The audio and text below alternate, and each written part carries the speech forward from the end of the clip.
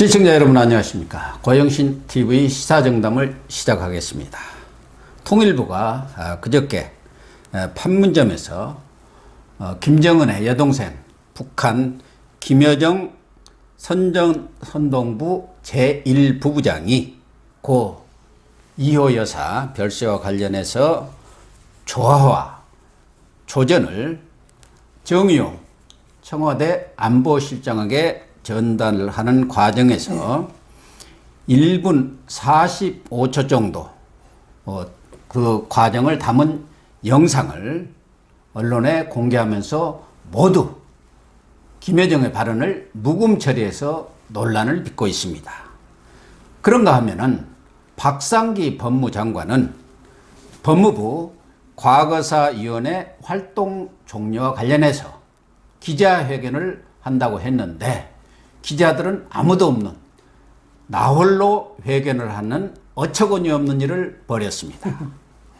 오늘은 이진곤 교수님과 함께 문재인 정부의 이런 반언론적 행태에 대해서 좀 얘기를 나눠보도록 하겠습니다.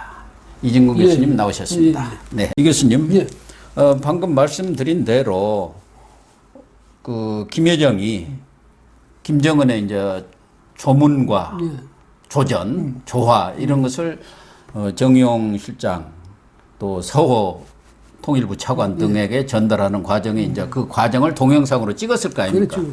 그 동영상을 언론한테 배포를 하면서 그 과정에서 나눈 얘기들을 뭐 전체는 한 동영상이 한 15분 되는 것 같고 발언 내용은 한 1분 45초 되는 것 같아요. 전체 발언 내용은. 그걸 좀 묵음 처리해서 말하자면 언론한테 이렇게 제공을 했는데 이런 일은 과거에는 있을 수 없는 일 아닙니까? 아니 그리고 있을 필요도 없잖아요. 예. 무슨 얘기냐면 물론 뭐 저 남북 간에 아주 기묘한 그런 논의를 하는 거 아니에요. 아 요건 저기 좀 민감하다. 그렇죠. 국가 안보라든가 국익에 무슨 문제가 된다면 모르는데. 그래서 양측이 합의를 해가지고 아 요거는 지금 알리지 말자든지 이거는 있을 수가 있는데 북측에서는 아무 말도 안 했다네요. 안 했는데 아니 김여정이 무슨 이야기한 거 거기 와서 무슨 국가 기밀을 이야기했겠습니까? 뭘 이야기했겠습니까? 서로 무슨 상대방에 대해서 비난을 했겠습니까? 그냥 왔으니까 애도의 뜻을 표했을 것 아닙니까? 그러니까 김정은의 그 애도의 뜻도 함께 표하면서 자신의 그 생각도 이야기했을 거고 서로 위로 격려하고 이런 자리 그 얼마나 좋은 말만 했을 것 아닙니까? 그렇죠? 근데 그걸 왜 소리를 죽여버립니까? 그래서 이거는 보면 참 여러 가지 다 한다. 뭐냐면 조심을 하는 건 좋은데 무슨 그런 조심까지 다 하냐 이거지. 우선 김여정 부부장 하면은 우리나라는 차관급입니다. 차관급이 될까 말까 하는데 거기에 뭐 장관급에 정의용 청와대 안보실장부터가 쫓아간 거, 달려간 거 이것부터가 나라 망신이거든요. 북한에서도 박지원 의원이 전하는 거 보면 정의용 실장이 왔다니까 깜짝 놀랐다는 거 아닙니까? 놀랐다고 그러대. 아니, 격이라는 게 있는 거 아닙니까? 그러니까 과공은 오히려 비례라고 그러잖아요. 근데 과공도 이 정도는 좀 심하지. 뭐 진짜 북한은 상국이고 우리는 그 밑에 있는 주변국입니까? 어떻게 저기 나라 격을 떨어뜨려도 이런 식으로 떨어뜨릴 수 있는지. 아니, 오는 건 좋지요. 그렇잖아요. 그 와서 뭐 조문하러 왔다는 건 좋은데, 그렇다면 상대가 누구면 거기에 맞춰서 격을 맞춰서 가는 게 국가 대 국가에서 또 그게 의전 절차예요. 그렇잖아요. 그런데 북한은 이제 우리가 뭐 같은 국가라 치면 거기에 맞춰줘야지. 우리가 아니 그 장관 그 정의용 실장 뭐 장관 중에서 그 말하자면 급이 높은 급 아닙니까? 장관이. 안전보장회의에 주재를 하는 사람이에요. 장관들 데리고. 그러니까 그런 사람이 국정원장, 외교부 장관, 통일부 장관, 국방부 장관 다 밑에 데리고 회의를 주재하는 사람이라니까요. 그렇게 조심해주면 김정은이가 감동해가지고 감격하게 아이 저기 한국 정부가 하자는 대로 할게요. 이런 겁니까? 그렇게 되는 겁니까? 참 외교를 하더라도 외교 또 대북 문제에 있어서도 교섭을 하더라도 이렇게 말이죠. 미리 저기 한풀 꺾여가지고 들어가는 이 협상이라든지 이 관계가 정상적으로 되기가 어렵죠. 안 되죠. 눈치 보기를 하더라도 어느 정도 해야 하는데 그런데 왜 그 발언 내용을 말씀하신 대로 북한 측에서는 요구도 하지 않았는데 이거를 묵음 처리했을까? 그래서 이제 여러 가지 추측이 나오는 거예요.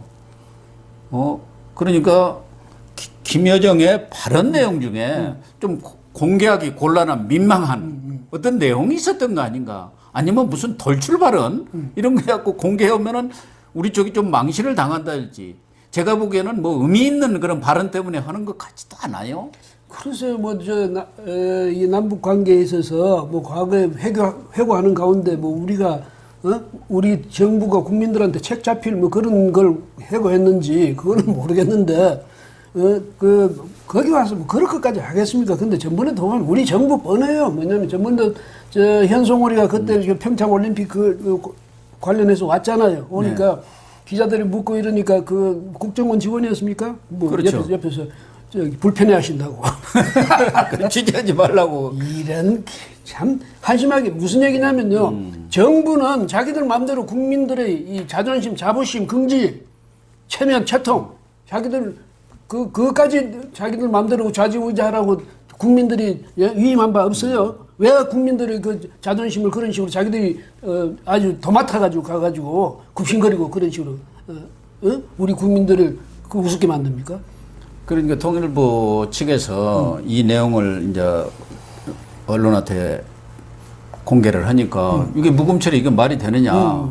그러니까 정부 내에서 여러 단계의 과정을 거쳤다.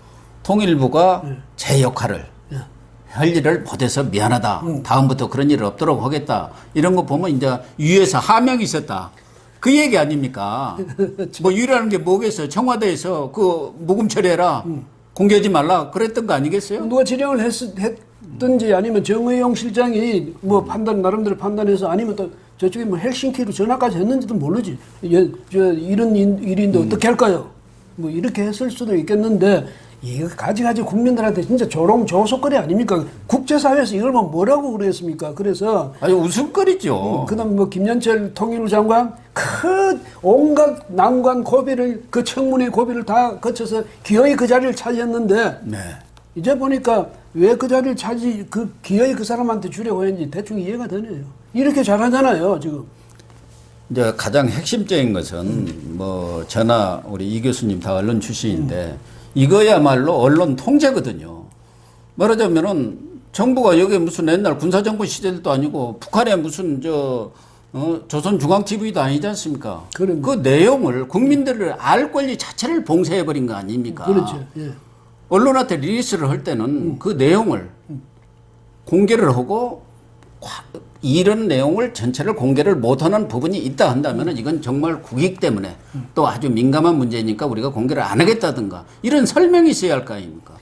그러니까 언론의 취재 자체를 원천적으로 봉쇄해버린 거라니까요. 그러니까요. 이런 일이 과거에 무슨 전두환 정부 시절에나 있었던가 그런 일이 지금 소통을 강조하는 이 문재인 정부에서 일어나도 되는 거예요? 그 문재인 정부만큼 소통 안 하는 정부도 없었죠. 근데 뭐냐면 김정은 그 동생이긴 하지만은 김여정이가 무슨 대단한 거기서 지위에 있는 사람도 아니잖아요. 그다음에 그 자리도 조문의 자리였고 이러면 그걸 왜 기자들한테 공개를 안 합니까? 이 정부는 이상한 정부예요. 뭘 계속 숨기려는 정부예요. 그러니까요. 예? 국민한테 뭘 그렇게 숨길 게 많은지. 이러니까 만약에 이제 그 공개해서 취재했으면 무흠처리니 뭐 이런 그런 일도 없었을 거 아니에요. 뭐 기자들이 설령 자기들이 좀 협조 요청하더라도 그걸 뭐 기자들이 듣겠습니까? 그냥 보도하는 거지. 그리고 어제 같은 때는 또 그런 중요한 또 내용이 있을 수도 있지 않습니까? 그러면 당연히 기자들이 가서 취재를 해야 하는데 기자들은 오지도 못하게 했어요. 통일부 자기들이 취재를 해갖고 이렇게 이제 공개를 한 거란 말이에요. 그러니까 기자들의 취재 자체를 이렇게 중요한 내용이 있을 수 있는 사안에 대해서 원천 봉쇄한 거, 이 정부의 언론관이 전 반민주적 아닌가 하는 생각이 들어요. 근데 여기에 한번 이런 일이 하나의 사례가 되면 선례가 되잖아요. 그러면 앞으로 계속 이런 정부가 약간 뭐 곤란한 문제라든지 이럴 때는 정부 편의를 위해서 기자들 이번에 그냥 있으세요. 우리가 취재해줄게. 그럼 통일부 안에 그러면 일간지를 하나 만들고 방송국도 만들고 그러면 되겠네. 다른 방송 다 옛날에 뭐 국정원이 하는 내통실이라는 게 있었지 않습니까? 그거 이제 북한 소식을 이제 뭐 말하자면 편집해 갖고 내 보내는 거였지만 이제 지금은 그건 없어졌는데 말씀하신 대로 정부 신문이 하나 나와야 해요. 정부 방송 하긴 뭐 요즘 방송이 다 정부 방송 비슷합니다만은. 그러니까 이 사람들은 그렇게 하자면 다른 언론들 그러니까 기존의 방송국 신문사 다 문 닫아라. 우리가 다 한다. 정부가 다 됐지. 당신들이 뭐 해? 앞으로 그런 말하자면 그런 억지스러운 사태가 안 오려고 왜? 이 사람들 지금 사고방식이 그런 사고방식 아니에요. 네. 아, 우리 불편하니까 니들 취재하지 마. 우리가 알아서 취재해서 니들한테 알려줄게. 이런 언론 관행이 외국에 어디 이런 나라가 있는지 모르겠어요. 선진민주국에서 어디 이런 나라가 있습니까? 북한은 있겠지. 말이죠. 과거 정부에 무슨 언론 탄압을 했다는 데 같은, 아이고, 사람이 양심이 있으면 이런 말을 못 할 거예요. 그런데 양심이고 뭐고 지금 없는 사람들, 오직 정부 편이 문 대통령의 아마 정서 때문에 문 대통령 무슨 옛날에 뭐랍니까?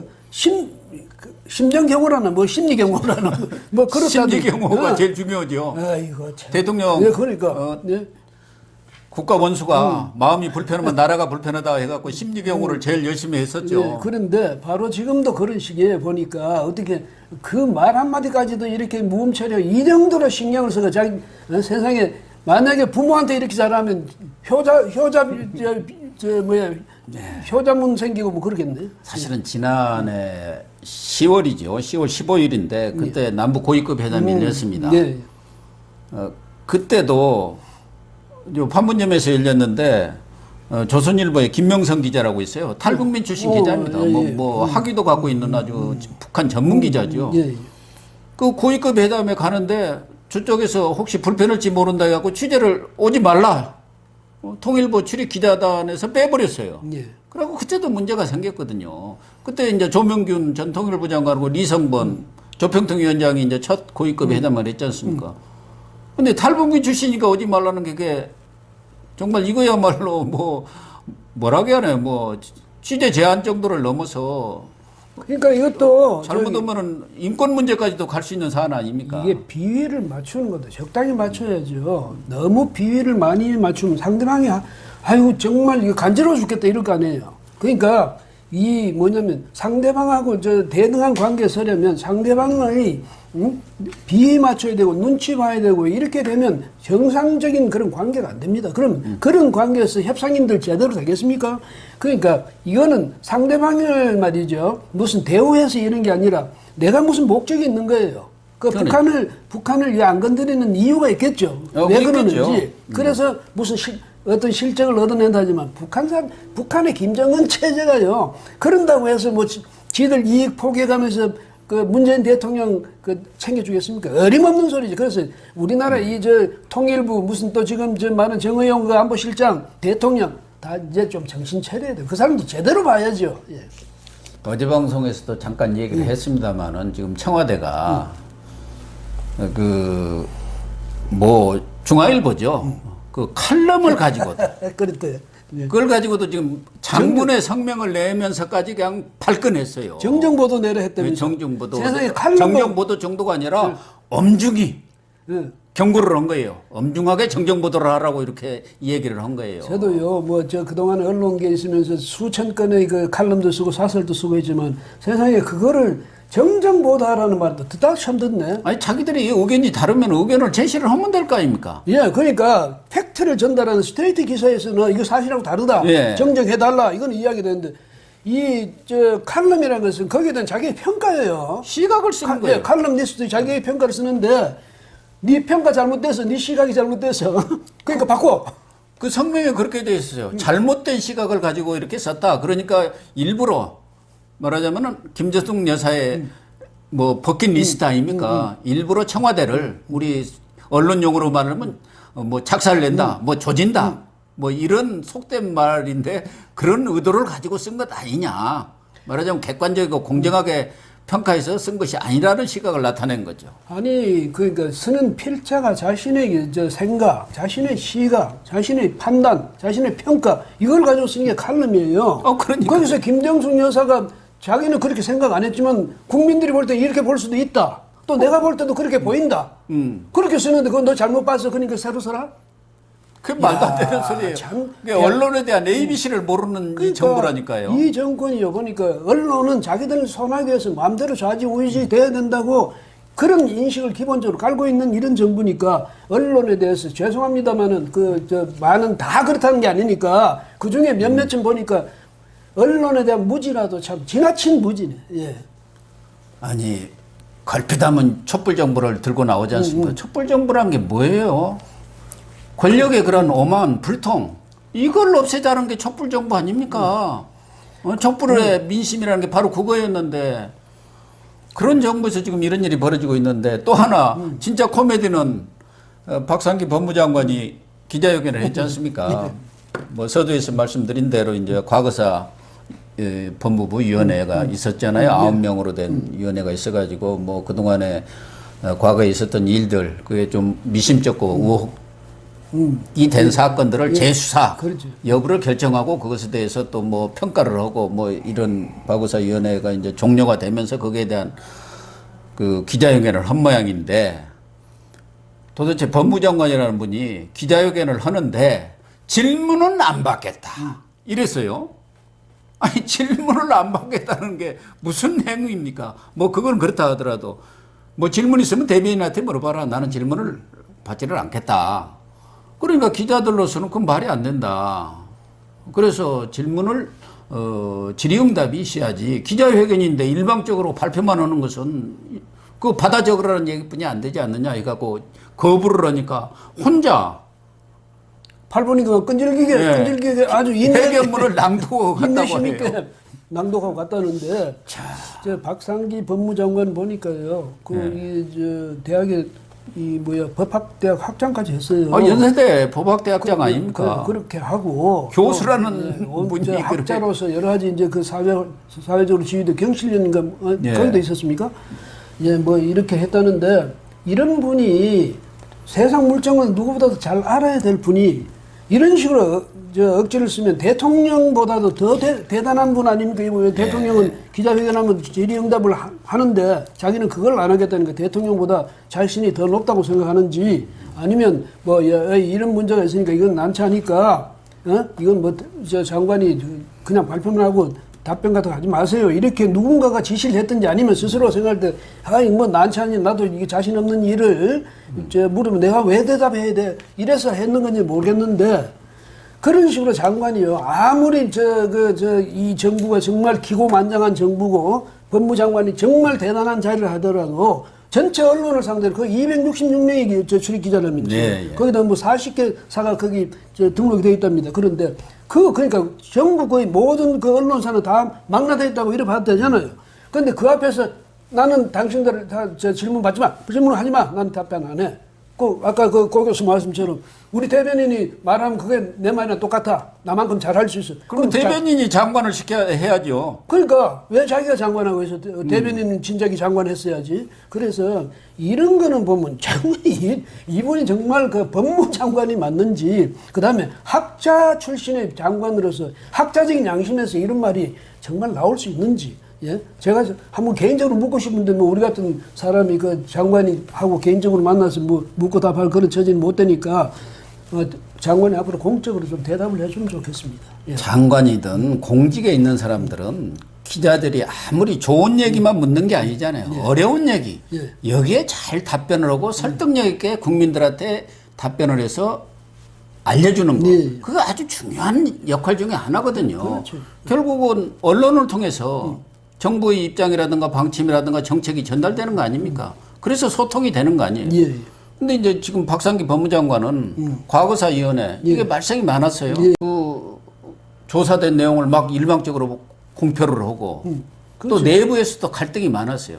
그런 이제 곤란한 문제를 질문하면 이제 답변이 어려우니까 아예 질의를 안 받겠다고 그런 것 같아요. 예를 들면은 그 김학의 사건과 관련해서 그 윤중천 리스트에 있었다고 해가지고 한상대 검찰총장 전 검찰총장 또 뭐 윤곽근 전 뭐 대구 고검장인가 이런 분들이 다 무슨 연루가 됐다. 또 이렇게 막 과거사위원회에서 막 발표를 해가지고 언론에 대문장반에 나와가지고 그 사람들이 나중에 다 무혐의로 나오니까 지금 다 소송을 걸겠다고 하고 있는 거 아닙니까? 예, 곽상도 의원도 마찬가지죠. 청와대에서 압력을 넣어가지고 김학의 차관에 대한 그 수사를 못 하겠다는 그것도 다 혐의가 없는 걸로 드러났잖아요. 그러니까 그런 곤란한 질문을 안 받겠다는 거예요. 그러니까 지금 검찰 과거사위원회 이것도 참 검찰도 말이죠. 그 많은 검사들, 그 훌륭한 분들, 그 머리 좋은 분들, 좀 자존심 강한 분들 다시 생각해봐야 돼요. 뭐냐면 오죽 바보 같으니까 또 과거사위원회 이런 거 만들어 자기들이 옛날에 했던 거 전부 둘러엎으려고 이러는데도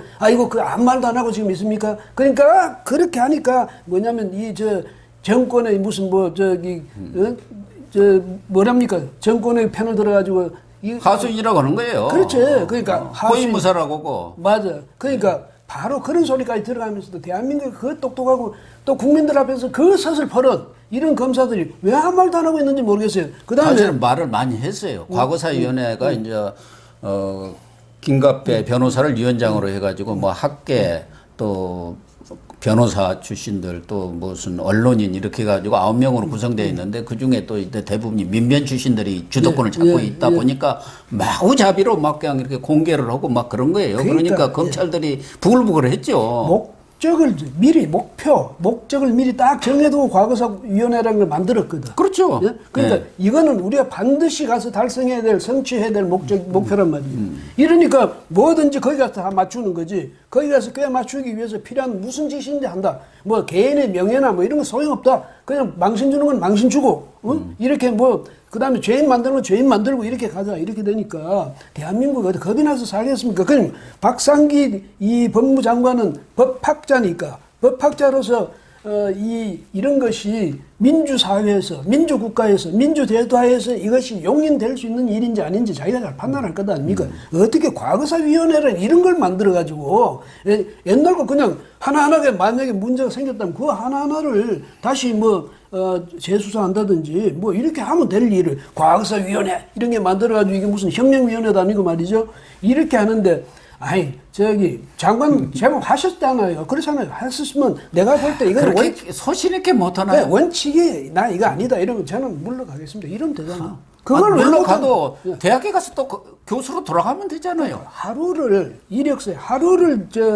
장관에서도 이력서에 쓸 수 있어요. 근데 뭘 그만큼 많이 해놓고 지금도 말이죠. 그 자리에 미련이 있어서 그런지 아니면 정말 뭐 정권에 실세들한테 무슨 발목 잡힐 일이 있어서 그런지 왜 거기서 이런 심지어 말이죠. 역사상 일찍이 없었던 장관이 기자회견하면서 이 질문 안 받겠습니다. 그런 기자회견을 아니 이것도 역사에 오래 길이 아마 남을 거예요. 우리 언론사에서는 있을 수 없는 아주 오명 사건이 벌어진 거고 아마 박상기 장관은 이 과거사위원회뿐만 아니라 문재인 대통령이 특별 지시한 3가지 사건이 있잖아요. 김학의 사건, 장자연, 버닝썬 이게 다 맹탕으로 드러났잖아요. 대통령이 특별 지시해서 기관에 명운을 걸고 조사한다고 했는데 조사 결과 다 뭐 아무것도 나온 게 없어요. 빈수레만 열어놓은 꼴이 됐단 말이에요. 그러니까 대통령 장관이 그게 책임을 지고 사실은 물러나야 할 사람이에요. 그 이전에 국가의 대통령 일국의 대통령이 개별 사건 하나하나에 대해서 그렇게 직접 수사 지휘를 하고 이렇게 합니까? 지휘 정도가 아니죠. 완전 지시한 거 아니야. 지시죠. 그러니까 이런 식으로 하는 그게 직권남이고 요새 말하는 월권입니다. 그게 말하자면 사법농단이에요. 그렇게 하자면. 뭐 대통령도 자기 마음대로 법에 정해진 권한 이상을 행사하면 그것도 농단이지. 법무장관도 마찬가지고 이런 식의 참 이거 희극도 이게 블랙 코미디거든. 근데 이런 일을 해놓고도 아주 부끄럼도 없이 나와가지고 나 질문 안 받겠으니까 질문할 게 있으면 저기 대변인한테 물어. 대통령도 그런 안 하죠 지금. 그럼요. 그래서 적어도 이 박상기 법무장관이라든가 어제 그 통일부의 그런 그 묵음 처리한 동영상 이런 것들을 보면은 우리 문재인 정권의 언론관이라는 게 과거처럼 언론은 받아쓰기 하는 사람들 정부가 발표한 대로 받아써가지고 그대로 그냥 전달하는 그 전달자 정도로 생각하는 우리 언론학에서는 그걸 이제 발표 저널리즘이라고 하지 않습니까? 그래서 과거 군사정권 때 우리 언론에 대해서는 비판 이 학자들이 제일 많이 했어요. 정권의 나팔수다. 그게 뭡니까? 받아쓰기 갖고 국민들한테 전달하니까 그게 나팔수 역할 뿐이 못한다. 그런데 자기들이 지금 언론을 나팔수로 보는 이 반민주적, 반언론적 행태를 보이고 있는 거 아닙니까? 그 제가 정말 몰라서 박상기 법무장관한테 좀 묻고 싶은 게 있는데 사진 좀 그 카메라 그러니까 방송에 좀 나오고 싶어서 그랬는 겁니까? 아니면 무슨 다른 이유가 있었습니까? 왜냐하면 그냥 질문이 필요 없다. 질문 답변은 안 하겠다. 그런 순서는 없겠다. 이러면 요거 보도 자료만 내면 되거든요. 여기 자기가 발표문만 해가지고 그냥 기자실에 뿌리면 되는 거 아니에요. 근데 왜 자기가 직접 거기 나와서 카메라 앞에 섰을까? 그러니까 또 사실은 그 기자회견 할 필요도 없는 기자회견을 했더라고요. 그러니까요. 아니 질문 답변이 없는 발표문만 있는 기자회견 같으면 이거 그냥 뿌리면 되지. 자기가 왜 거기 그 앞에 나왔어요? 이분도 혹시 이 방송 요새 기사 안 나오니까 또 방송 TV에 안 나오니까 초조해서 그랬나요? 우리가 이렇게 웃는다고 같이 따라 웃지 마세요. 뭐냐면 국민이 지금 이렇게 생각하는 거예요. 예, 그 법무장관님. 예.